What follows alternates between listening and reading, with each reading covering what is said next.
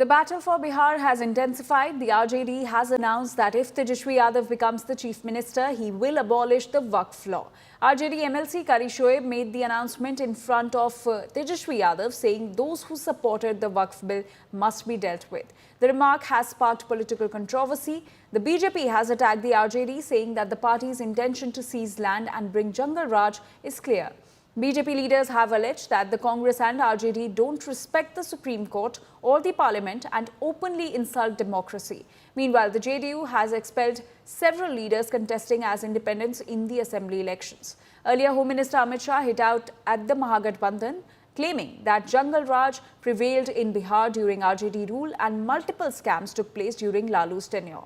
Shah also asserted that only NDA government was able to deliver development in the state.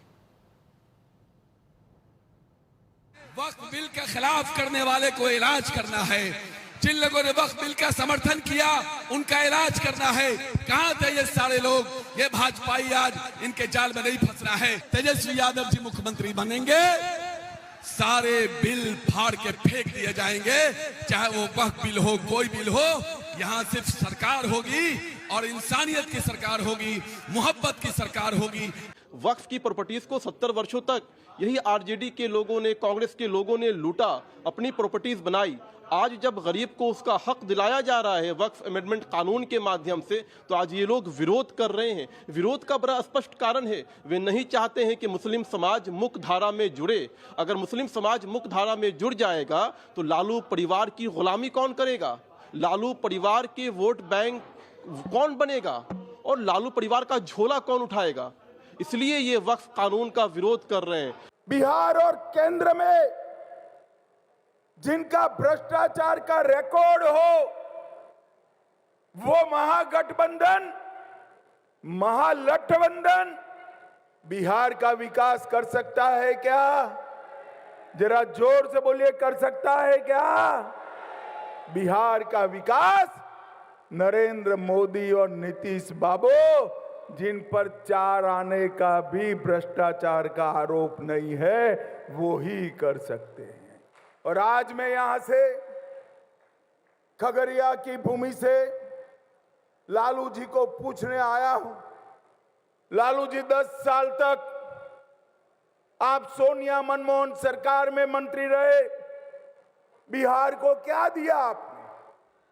भाइयों बहनों, 2004 से 14 तक ये लालू प्रसाद यादव मंत्री रहे, बिहार को सिर्फ 2,80,000 करोड़ दिया।